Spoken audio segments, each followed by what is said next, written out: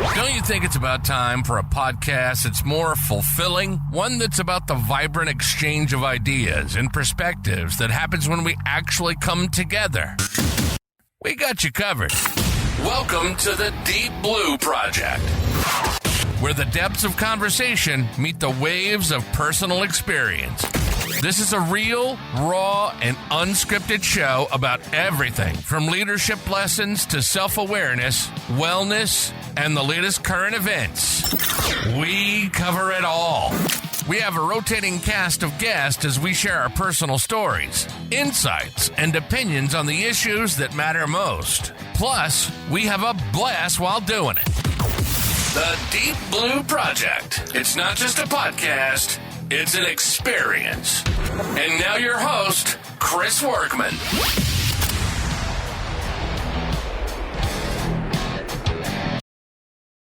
Hey, welcome to this episode of the Deep Blue Project, or as we call it, DBP. I am happy to have with me a good friend of mine. He is a captain in Hamburg, New York. Correct, Todd? Hamburg? That's correct, Chris. I want to make sure I get it right. I'm bad at pronouncing shit. It's like the hamburger without the ER, right?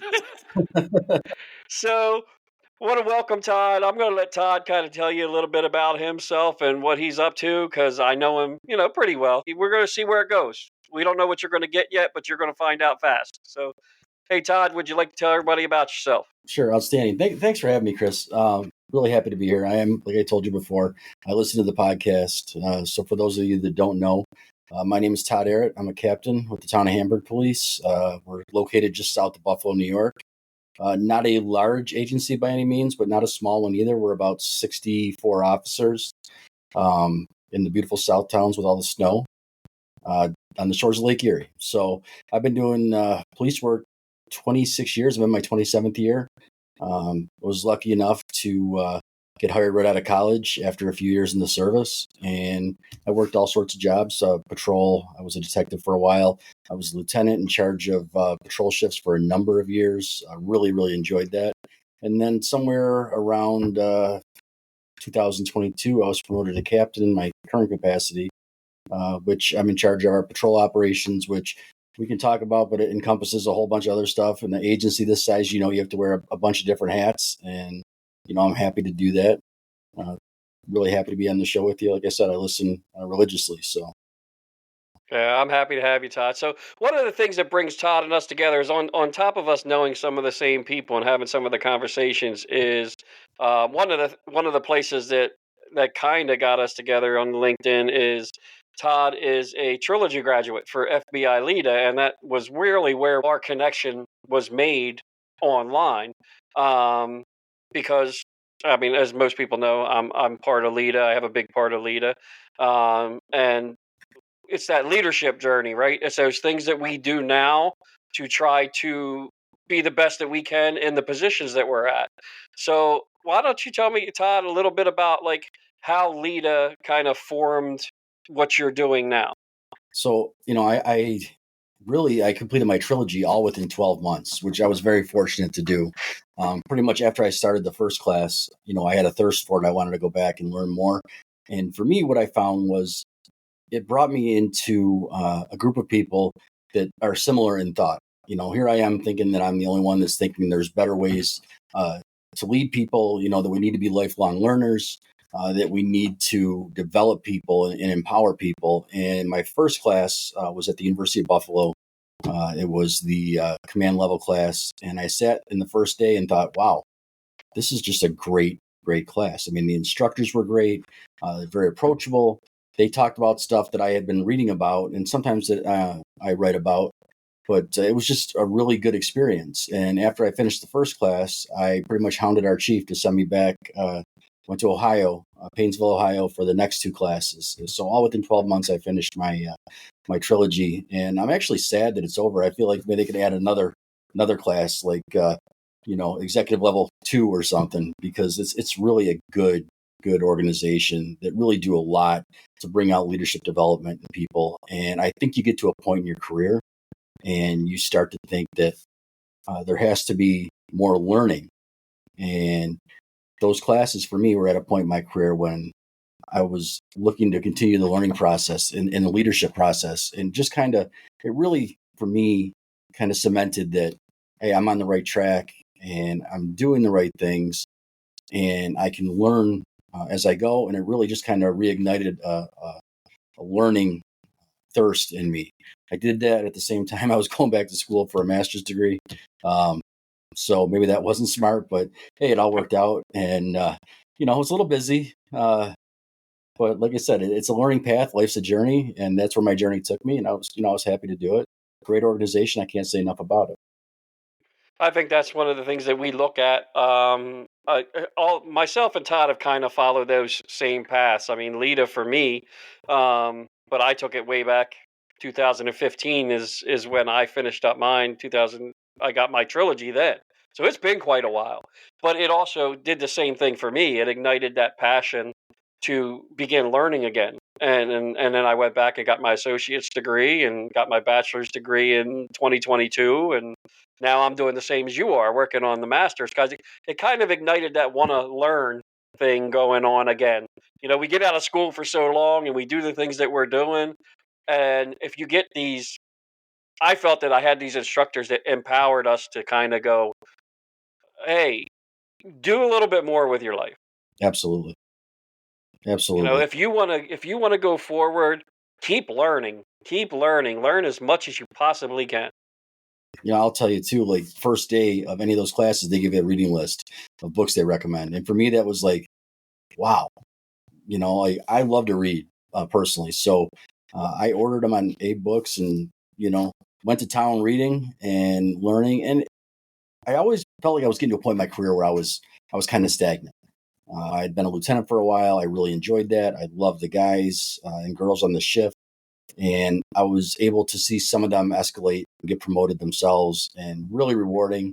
But there had to be more after 25 years to this job, a different way to make a difference. And, you find be careful what you wish for, right? You get promoted and all new responsibilities, but you're in a different position where now you're able to kind of develop people and have a say in how things happen in an agency. And I'm really fortunate here. We have a good police department. We have good chief of police and good command staff that are really involved in making this a better place, not only for the officers, but also for the community. LEEDA just kind of cemented that, hey, there's a way to do this that's going to get me to where I want to be. And, that the instructors, the books, and the network that I made going to those classes. I've talked to numerous people I was in class with about different things that we're doing or they're doing and sharing information. And I think that's what's really important in law enforcement is we should have a network. We don't do everything perfect and we have to learn as we go. Life is a journey, as we often talk about, and you should have a network of people that you can rely on. And that helped me kind of establish that and gain some confidence that I was kind of going in the right path where I wanted to go. Really, really, just, I can't say enough about the leadership development that they do. And they possess, and they're after the fact when they tell you, hey, you can call me if you have a problem. You can certainly call them, because I have, and I've got some sage advice from numerous instructors that I really respect. Right. And I think that's a nice springboard. It was a springboard for me into kind of opening that networking path up, because I never had it. Right. So LEEDA kind of opened that networking up, and that's become a core of my journey, and I'm sure it's become a core of yours. I mean, that's how we met. I mean, Absolutely. you begin to open yourself up to the fact that you can't do this alone.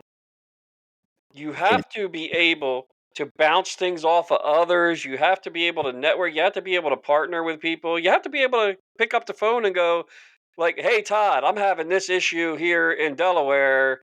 Are you seeing this? What have you done? Have you felt it? Those type of things. I mean, have you seen, yourself doing kind of that sort of thing since you've kind of embraced that? yeah, I think that that's huge, right? I think that a lot of times in law enforcement, historically, we silo ourselves into thinking that this problem is specific to this agency or this problem is specific to this area. When you don't realize that every place else is having similar issues, that was eye opening to me. Going to class and talking to people and kind of building your network. That's really where it started for me, was getting to know people and understanding that, hey, these guys in Ohio or this guy from Ontario is having the same problem that I'm having here. They're seeing the same things that we are here. And what are they doing, to address that we're not doing? Or what are we doing that they're not doing? That information sharing network, I think, is really important. I think it's often lacking in law enforcement historically. I think that we tend to silo ourselves and think that, hey, we can take care of any problem that comes our way. We don't need any advice. Well, you know what? We're all human. We all make mistakes. We all go down the wrong path. Sometimes we all certainly can use advice. And if it can assist us on our journey to accomplish the mission and do better for our communities, that's something we should be open to. Right. And sometimes I think that, I mean, the way we're looking at it now, I wish that that door had opened 20 years ago. It would be so much different right now. Isn't it like sometime, a light bulb went off at some point in police work that, hey, we're not doing this alone anymore. And I don't know why we didn't do it beforehand. These conversations like you and I are having today should have happened years ago, right? And it's great that they're happening now, and the next generation of police officers will benefit from it greatly, because I think now leaders tend to think a lot differently than they did previous. They felt like it was kind of, this is their fiefdom, you know what I mean? And don't tell me what to do here. And we're looking at it as, hey, we want to grow and we want to get better, and we're looking at what other people are doing. So if I can get that knowledge, if I can get it from you, if I can get it from somebody else by building a network, I think that's great. I also think that if somebody gets something from me, then, hey, I'm happy to give it to you. We all have different experiences, but we all kind of doing the same job no matter where you are. I mean, police work is police work, and it's about the people. We can get better. I think sometimes we have that trepidation of the internet, right? We're like, man, it has caused so many problems. All of this stuff has caused so many problems. But then you look at this end of it and go, without the internet, a lot of us would not be able to have these conversations. We Right. wouldn't be able to get online and look at each other like we were sitting in the same room and have this conversation. And this isn't the only time. Like we have a group of individuals that we talk, and we get together once in a while as a group, and we talk about all kinds of things. You wouldn't be able to do that. It's like having your own little peer support group that's Right. And from all over the place. Well, it's funny because we have these talks, right? And it's people that are not necessarily in law enforcement, but you find out that everybody's on a journey, and like-minded people tend to want to better themselves. So you talk about law enforcement being in a silo historically. We're willing to listen to other professions now to say, hey, you've been doing this for so long in healthcare, right? Why aren't we doing that in law enforcement? Dealing with your employees and your people. I mean, so many other professions have done better at that historically, than law enforcement. We churn out calls and we burn people out, and we didn't spend a lot of time historically making sure our people were okay. And now we're playing catch up on that. And I think it's great that it's a concern now, but that conversation comes from conversations with other professions, just listening, these public-private partnerships that, like, we have one with a local healthcare provider that gives us, we have a clinician co-response model for mental health that rides with our officers. That wouldn't have happened 26 years ago when I started. We'd have thought, you're crazy having a social worker go to calls. And the benefit to it is tremendous. It's really impactful. And looking at it from, they say, if you're in command, you're on the balcony looking at the dance floor, being able to look at it from the balcony and seeing the impact that it has on the dance floor is tremendous. So that's something that I don't think you get when you're on the lower levels of an agency. But when you get to look at how things work from the top, sometimes you have a whole different perspective. And just having different ideas, like we talk about. We have a diverse group of people on LinkedIn that talk about all sorts of different stuff. I'm happy to have it, and I'm happy to be part of it, to be honest with you. Well, I think that leads into the thing we talk about a lot of time, and you did a article on it back in January, and that's mindset. It's trying to change that mindset that we get so ingrained in us, and I know it's popped up quite a couple times with some of the conversations that I've had with others. If you've done 20 some years on this, when you came into this job, it's way, way different. You're teaching people way, way different than what Oh, we yeah. learned when we got in that car. Yeah. I mean, we got that sit down, shut up. I'm going to tell you what to do. You're going to do it this way. Our mindset was all go, go, go, do, do, do. You really weren't thinking. You were just reacting. Yeah, you're right. And, I think that 26 years ago when I started, I mean, that's how I was brought up. That's the generation that you and I are in. You listen to what the people say, you do what you're told, you do a good job, you have allegiance to your employer, but I just had this conversation yesterday in a class actually that I'm teaching, an ethics class, and we were talking about generational differences. I think that we do a disservice sometimes as management if we're not willing to listen to what this generation is coming into law enforcement is looking for. When you started, the generation before us said, "Oh my God, they're going to ruin police work," right? I mean, that was the thing. These guys are never going to be as good as we were. And guess what? Now we're in positions where we're saying, "Oh my God, these guys don't want to work overtime or they don't want to do this." We have to learn as people to address them differently, to address their concerns. The same way I think that people before us, probably without admitting it, had to listen to our concerns differently.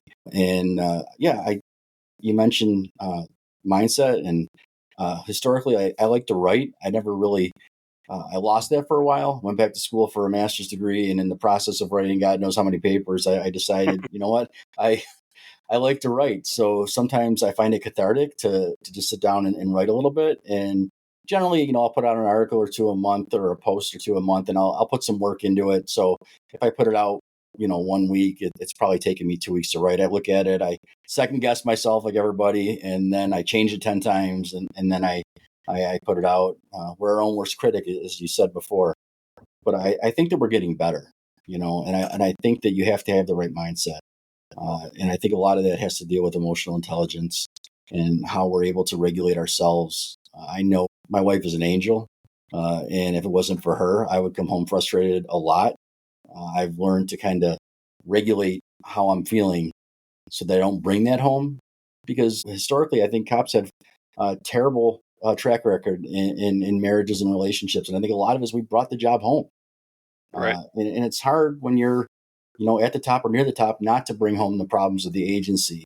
But whether she believes it or not, I do temper that, and I don't bring the full load home. Like my bucket gets full sometimes, and she has to listen. But a lot of times, I spend some time regulating how I'm feeling before I go home, and it's just having the right mindset to come to work.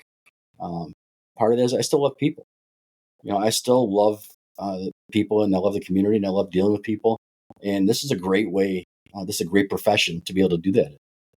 That's what's kind of, as we're having a hard time finding people sometimes, I think that what's lost in that is that we're really good ambassadors for our community when you're good to the community. And it's super rewarding when you're actually doing good for the community. And being around as long as you and I have, you start to see the results. And, I don't know about you, but for me, that's super rewarding. Right. We've had to change our mindset. I mean, we've had to change the kind of the way we dealt with things. I mean, Probably the several times. reality of it was back in the day, it was ask, tell, make. That was the way we did our job. We would first ask you to do something, and then we'd tell you, you better do it. And then if you didn't cover those two, like the fight was on a lot of times. We were making you do something. Right. We've That's another mindset thing, I think, for us in this day and age, that we have, well, those of us who have embraced that part to try to say we have to do it a different way. And we're learning that from that generation. I was that generational guy, and I've gotten, I don't know how many conversations over the years. They don't listen. They want to be out. But here's something that I've learned in doing this podcast, and some of the things that we now talk about is they do have a mindset of taking care of themselves. Yes. They have a mindset of their own well-being, which is something we were never ever taught. And maybe that's why it's such a foreign concept to some people, because, we worked, right?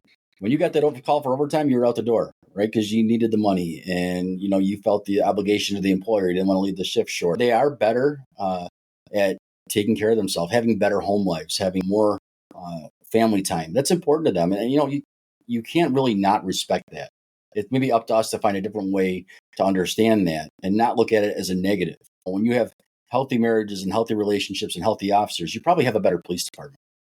And the way that we were brought in, I don't know about you, but it's like they turned out calls, and no matter how bad the call was, it was suck it up and go to the next one.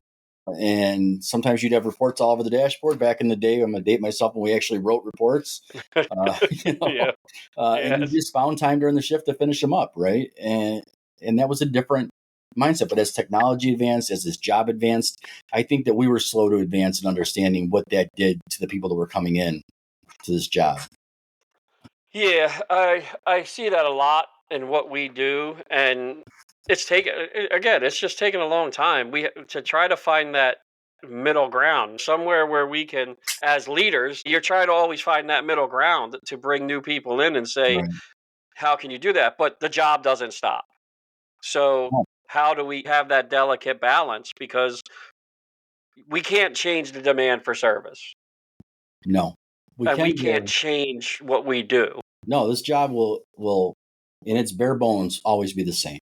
No matter what technology is here, no matter what group of officers is here, this job will probably never change that way. And it's good because it's a good job and we've done it well for a long time. We're just now at a point where we're having this generational change. We're having a huge model shift in policing, and we're just catching up. And I think that it takes people to really understand that, to understand what this generation wants. And I'm not part of that generation, but I certainly did a lot of reading to kind of understand what they want. And it's not a whole lot to ask. They want a seat at the table. They want a voice in how things are done, not running the agency, but just on day-to-day simple things. And who are we to say, oh, well, I'm the so-and-so and that's the way I'm going to do it? If it's nothing critical and they can have a voice in that, wouldn't you want your employees to be more involved and take ownership in the agency and have more buy-in? And I think that's a good thing. I think it's looked at negatively sometimes, but I think that part of that generation is a really good thing, that they want to invest themselves in their work, but they also want to have a balance there. And we struggle with that being a foreign concept because, like you said, that's not the way it was, but that's the way it's going to be. And the earlier that you can identify that and jump on board, probably the easier it will be for you long term as an agency. Happy employees are productive employees. It keeps that willingness to want to serve alive in them. I think when they come to work upset every day, or frustrated, or feel that they're not heard, then they just burn themselves out, or we burn them out, and it's not productive to anybody. I think I've come to find lately the best thing right now is to find that balance when you can. Having that balance when the shit ain't hitting the fan, so to speak. Sure. Basically, if you could do that balance when you're able to, then when you have them moments where you have to call all hands on deck, that it's easier probably to get them to do what you need them to do Yeah, and because I you're think not killing them in off time. right, and I think it's a simple concept, right? Like if you are able to achieve that balance in non-critical times, right, to operate not as a democracy, but give them the voice that they need to feel invested, then you're going to have that buy-in at times that are critical. It's easy. I often say, like, coming to work every day and doing the job on the easy calls is sometimes harder than being involved in the critical call, right? Your adrenaline takes over. You want to be the guy on the big call. Want to be the officer that responds to this, responds to that. That's easy. But getting them to invest day to day is harder. And I think that we need to look at it with some common sense and say, these things are not critical. They're just daily operations, right? They can have a voice here. Well, it doesn't mean that they're not going to listen to a sergeant or a lieutenant when it's time for the critical call to happen, because they will. They'll be bought in at that point. Yeah, and we see that. I mean, we see that with everything that we do, and I think that's part of that mindset set change, that shift for us, and trying to get others to look at it that way is where we're at now. I think that's just exactly what we're talking about. That's where we're at. Is Right. trying to make that shift. It would certainly be easier if we came in at the tail end where that shift already happened, right? Yeah. I think that would be the easiest way to do this. But, it's almost like it's a privilege to be part of the shift. It's a privilege to be here when things are changing. It's a privilege to be here dealing with people that want things that I wanted at one point. And now we're in a place that maybe we can give them that because we're more willing to listen and we're more willing to invest in them as people. It doesn't take a whole lot. I had an instructor once tell me, just spend 5 minutes, ask them how you doing, how's your family doing, and care, because I generally care about them, right? And I think that on a day-to-day basis, if somebody was having a problem, I'd want them to feel like I cared about them. I wanted the captain at one point, when I was a patrol officer, I was terrified of the captain. He didn't want to talk to the captain. But now I feel like, as a person, not just a police officer, I want to know that these people are okay. I want to know that they're having a good day. I want to know what their wives' names are and their kids' names, and if they went to the zoo over the weekend. I enjoy hearing that.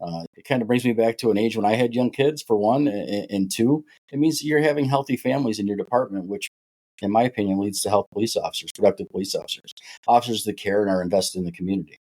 And I don't think we do enough of that. Yeah, it comes back to our officer wellness thing, right? The thing that we're Right, trying to really make a conscious effort to do in this day and age, and that starts with just, hey, how you doing?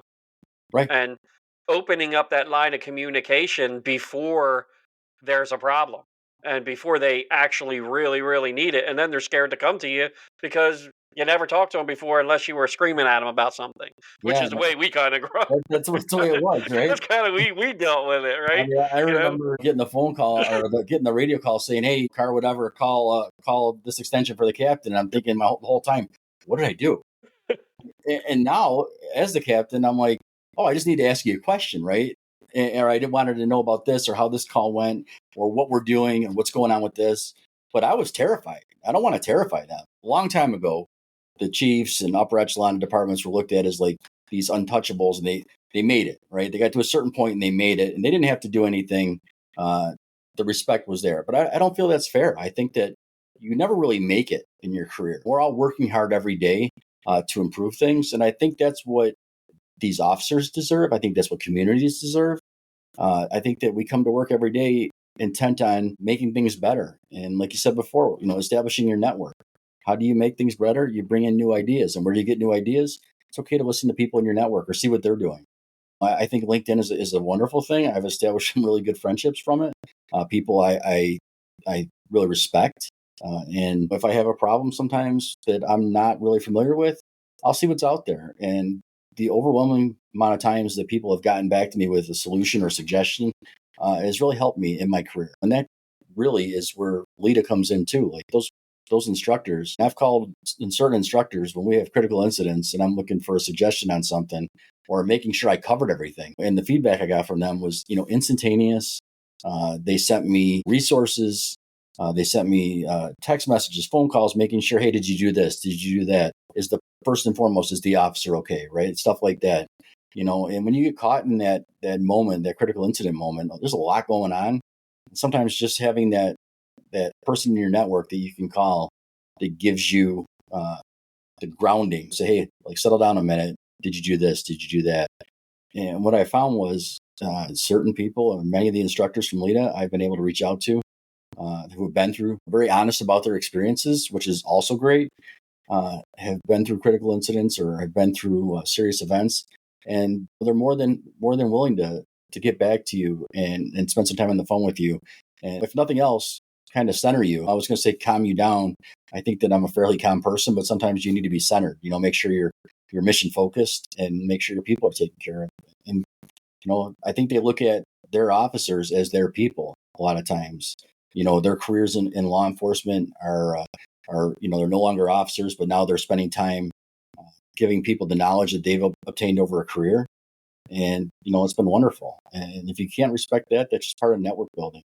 I certainly respect it and I'm thankful for it. And I'm thankful that, some of the networks, the people in my network that I've learned from, have introduced me to other people and, established a friendship with you and with other people in our network, that we have some really interesting conversations about, leadership in general or life, you know, uh, life in general, because it kind of all intertwines once you get to a certain point in your career. You Right. know, It's helped me, I mean, personally, on top of that, because you get to have those conversations, and quite oddly, sometimes our conversations get pretty deep, depending on what we're speaking of. But I think that that helps us. That helps us to grow. It helps us to learn, and it helps us again. I think you said it perfectly. It bounced stuff off of each other that we're not sitting there in a vacuum beating our head against the wall going, I just don't know what to do next. Like you know, you have somebody that you can reach out to that is going to, they're not going to be able to give you every solution to every single problem. oh God, no. But but with that group, at least you're getting something that kind of gives you a direction to change your mindset. And I think you put it perfectly. Not necessarily calm you down, but to kind of make you look at the situation in a different view and possibly find a better solution to whatever it is you're dealing with. Yeah, I mean, I think that's important, right? I think that uh, during one of the conversations we had on one of our groups, talking about life as a journey and being on that journey, everyone's at a different point, and you have to respect that. So if someone was to call me and ask me for advice on something that I've already experienced, I think I'm at a point where, because people have helped me, I would certainly be willing to say, hey, listen, did you do this? Did you do that? What can I do for you? And I think that's the big thing. It's not, I want to help you because I want the credit for helping you, or I've never gotten that from anybody. I just, hey, are you okay? I want to help you because this happened to me, and or that happened in my agency, and I want to give you the knowledge that I got. Maybe it helps you. If it does, great. I certainly don't need credit for it, but I'm willing to help because it's the greater good. This job is evolving to the point where we all need to help each other. There's no room for silos. There's no room for singular thought. We're all experiencing a lot of the same things. If you look on any of the magazines, the websites, or anything else, or if you just read posts on LinkedIn, a lot of people are going through the same thing. Like you said, the mental health thing is huge now because we're starting to understand that we didn't do a good job of taking care of our people. When you and I grew up in that, to where it probably, I know that my life would have been a lot easier had we realized that earlier. I never shy away from that. I think I heard you say it one time, and you put it perfectly. Your bucket gets full, and it does. And then you start to take out that frustration on people around you, and you ruin relationships.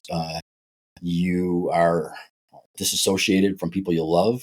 And I think that if we can do things now to prevent that for our officers, we owe it to them. Yeah, we don't want them to make the same mistakes, right? That's why we're doing what we're doing.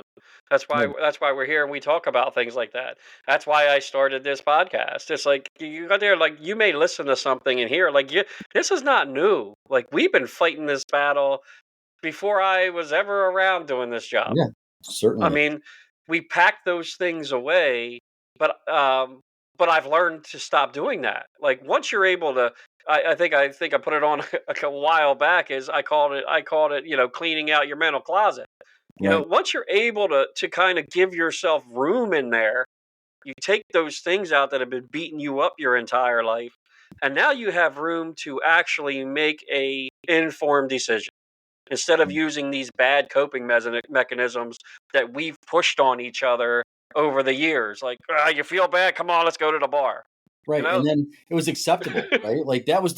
that was the acceptable way of dealing with work stress or work problems or relationship problems. And it's not a healthy answer. And like you said, your closet gets full. I know, like I said before, my wife is an angel. Um, I will probably never say that to her face, but she's an angel, right? In my world, uh, that she comes from a law enforcement family, and she probably has a better understanding of me than I understand myself. And she will tell me when, hey, you're starting to get, you know, you're starting to get a little too much. Like you need to, unwind a little bit. You need to take a step back. You need to refocus. I before I met her, I was 10 years. I didn't take a vacation, didn't go anywhere. I worked and worked and worked and worked, and I didn't realize what I was doing to myself. All of a sudden, now we travel. I go on vacations, and I'm like, I come back focused and much healthier. Even just time away without being involved in the job per se, you come back much healthier. And I think that's what people need. I think that we didn't do that. Our generation didn't do that. Hey, you need me? I'll be there. You need me to work an overtime shift? Yeah, I'll be there. Right? You need me to do this? I'll be there. And I think that in the long term, we burn ourselves out. And a lot of us are now burning out the young people because we don't realize that they have a better understanding of that work-life balance than we probably ever could. They saw their parents, which was us, doing all that. And it's not healthy. Yeah. My son's 30 years old. So, well, 31 now. That's how old I'm getting. But, I have many conversations with him about the stuff that I missed because of that dedication to the job. The phone rang, you were out the door. The hot case happened, you were out the door. This happened, you were out the door. You spend so much time running out the door and missing so many things. I think when Yeah, I got into this position years ago, I was like, that's the one thing I'm not going to do. Like, please, I told my people that if you got a family thing going on, please let me know. right. Because that's not something I missed so much.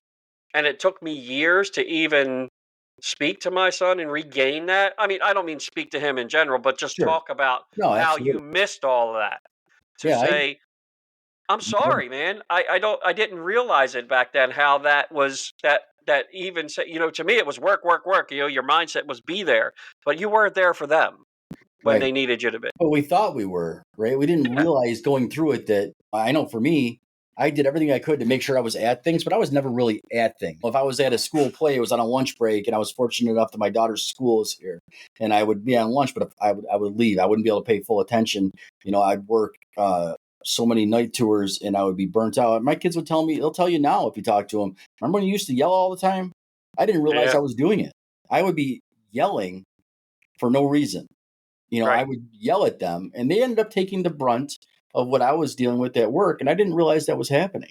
And I think that at some point, and I give a lot of credit to people in my network and to LEEDA and to people I work with here, that you started to understand that, hey, this isn't healthy behavior. This is not something that you can sustain long term. That's going to be healthy for your career, your family. It got to a point where I had to make a change. I cognitively made a change. And hey, I'm not going to yell as much. Even when I want to, I'll stop myself Right. because I wasn't communicating. I was yelling, Hmm. And my kids to this day will tell you, remember when you used to yell all the time? My kids are 24 and 20, right? So they grew up in it, right? And they know. I mean, my daughters definitely grew up in a police family.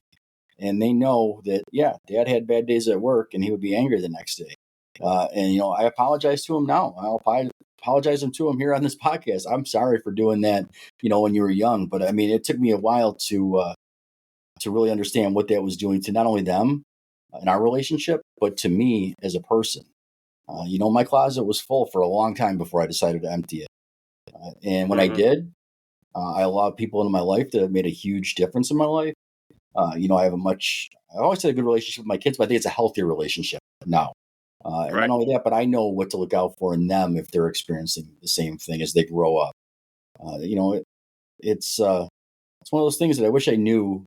When I was 30 years old and running a shift on patrol and working nights and never sleeping and trying to get up and play 9 holes of golf before I went back to work. Uh, Yeah. but yeah, I was burnt out and I didn't realize I was just functioning. And now I feel like I'm part of something. I'm healthier.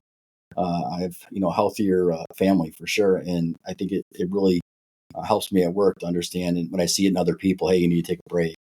You need to kind of take a step back. We'll fill the overtime shift. It doesn't always have to be you. Uh, you know, we don't want to burn you out because you're a good person, good employee. But I also want to make sure your family is okay. When I Right. say And that, it's hard I mean, work. And it's hard work. yeah. Like this is not something that you're going to do overnight. This is something that I still have to work at it every single day Well, I think that because just like we yeah. have our people buy in, we have to buy into that, right? And I know I Yes. did. I Yes. had to buy Yeah. into it being a life change, right? That I had to buy into kind of learning how to control my emotions so that everything wasn't so emotional, that everything wasn't so work focused, so that I wasn't taking out those bad emotions on people that care about me. And honestly, I'm sure I did it for years, and I'm just glad at some point that closet got full and people around me saw it and said, "Hey, you need to work on this because I'm a person that loves people. So when people are not happy because I'm around them, it makes me really upset and I get emotional. Yeah, and that was hard to deal with to see the what I was doing to people without realizing it. I credit my family for that. I credit people that I care about here at work, and I credit other people that were not afraid to tell me, "Hey, take a step back, go on vacation. It's okay to go on vacation. It's okay to Hmm. travel. It's okay to reset yourself. It's okay to spend some family time. The job will be here when you come back." For a long time, I felt like, hey, we couldn't do anything unless I was here, and that's such a terrible way to think. And who am I to be like God's gift to police work? Because I'm not, right? But in my But we mind, all do. yeah, but We in all my do mind, that I though. thought that I had to be here for this place to function properly, right? I couldn't miss my night shift because my guys would miss me, right? Right. Right. Yeah, it was difficult. I'm glad to come out this end of it. I'm glad to meet people that have similar circumstances and have been through similar things. I think it really helps us to focus on this next generation coming up in law enforcement to understand, hey, we don't want that for them. We don't want them to have to go through some of those things. We take care of our people because we care. Pay attention to what's going on around you. I mean, when you have someone actually wanting to reach out to you, and it took me a long time to do it. I'll tell you the one thing that really got me, and you don't realize it until somebody says it, is you hear something in the background and go, it could be just something as simple as one of your officers coming and going, what kind of mood is he in today? When you get to that point, you know you need to change something, Yeah. because what they mean by that is you're not approachable. Right. And you know what I found, Chris, is when I did make that change, I had conversations with people, right? I had actual conversations. I wasn't yelling. They weren't angry because I was yelling at them. I had developed better relationships because I made a decision not yell all the time. When I say we talk about mental health, I mean, it's a mental health issue, right? I was angry, but I was tired and I felt like I was too ingrained in my job. And I made a decision to not do that. And I think because of that, I have better relationships with people that are close to me or people that I meet. I'm more open to understanding that there's more to life than police work, and there's more to life than this job. And for me, all I really want to do is help the people that are here now and help the community that we serve. And if I can do that, if that's my legacy, that I'm here on time, I'm accountable, and that I'm approachable, and that I taught you something. To me, that's a win. If we leave it better than we found it, it's always a win. I think, like you said many times, these communities we serve, we care about them. And when something happens, we care about that. But when we get so focused, so hyper focused on I'm a part of the solution, that we don't take care of ourselves, then we're not helping our communities, you know? Yeah, and be open. I mean, and it takes a long time. It took a long while to get the people around you, right? Because they were used to the way you were, to kind of go, please, just if I'm slipping to that point, just give me a nod, give me a something that Right. says, hold on a minute, hold on a minute, because you're trying to change that mindset, right? That thing that's been ingrained in you and you've learned your entire life. So as you're trying to make that change, it's not going to be easy, but you have to commit to it. And I No, say commit to it because it helps. you do. Absolutely. And you can't be afraid to have that one person that calls you out, right? You can't take offense to it, right? For me, like I said, that's my wife. She was never afraid to say, "Hey, you're yelling. Hey, you don't take this out on the people that are close to you," because I would not be in a position to realize that I was. And once she would call me out on it, I've probably ignored a lot of things in my life, but I don't want to ignore the you know the position that I was in, where I was actually hurting people around me. I think because I was angry all the time.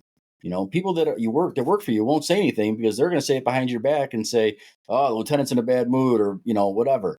But the people Right. that actually care about you and love you, my kids and my wife, weren't afraid to say it, and I'm thankful for that because I think it made me a better person, and it probably made me long term better suited to understand other people. I'm able now to put myself in other people's situations.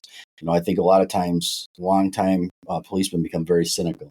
I'm thankful that I didn't become cynical. I still look at, hey, the person that picks up that phone and calls 911 did it for a reason. And this is our job, and we're here to serve. And if we can provide that person some comfort, even if you can't solve the problem, if you can give them a little bit of peace, I think that's what we're here for. And I think that's important. Instead of going to the call saying, "What'd you call us for?" Or "What do you want?" I think it's important to remember why we're here. And I think that when you're in the middle of being angry all the time, you lose focus on that. I know that I did. I'm thankful for the people around me, and I'm thankful for the friends and the connections that I have now that we can talk about it openly and be okay with it because we learned, right? It was part of our journey, and this is where we are now. Well, I'd like to thank you, Todd, for coming on today. Like I said, we have a lot of conversations that are just like this, and being open and honest for us is just number one. It helps us as we talk, but we hope that you hear something that just resonates with you, and if it does, hey, we say it all the time. We're all on LinkedIn. Reach out to us. you know we're not closed minded. That's how we meet each other, that's how we talk to each other. And this is why you get what you get when you come on the Deep Blue Project and you have me and Todd kind of speaking like we are today, because this is how we talk, this is how we help each other. So Todd, is there anything that you'd like to leave anybody with today before we go? I'm like I said, Chris, I'm a fan of the podcast. Number one, I'm a fan of the conversations that we have. And like you said, I think you said it perfectly. Get out there on LinkedIn. Certainly request me, request anybody. I'm more than willing to talk to anybody. That there's a change in what we're doing. I think there's a lot of like-minded people like us that are open-minded to the change and are supportive of it. You don't have to be a person who's in a high position to support the change and start to think differently. I think that as you go along in your career, the sooner you start to build that network, the better. So I'm very happy to have you as part of my network and the mutual friends that we have. And I'm very thankful to be here today, speaking honestly with you. And like you said, who knows where it goes? This is how it goes with our conversations, right? You got it. You got it. And that's why I like to continue to have them, because we never know where we'll end up. But it's always helpful. It's And that's okay. always helpful. So thank you, Todd. If you get a chance, catch Todd up, like he said, on LinkedIn. Please read some of his articles. He's a fantastic writer, in my opinion. He puts some good, intriguing stuff out there that makes you think. A lot of it is stuff that maybe he thought about. A lot of it is stuff that comes from a lot of these conversations that he just kind of echoes on and does more on. So, Todd, stay safe, my friend. I appreciate you coming on, and we'll talk somewhere down the line. It's a pleasure, Chris, as always. Thank you. Take care, my friend. All right. Thank you. You've been listening to the Deep Blue Project. As a father, husband, friend, and someone who loves to chat about anything and everything, Chris brings over 3 decades of public service experience to the table. With a background in firefighting and law enforcement, along with degrees in criminal justice and behavioral science, he's seen it all, and he's learned a thing or two along the way.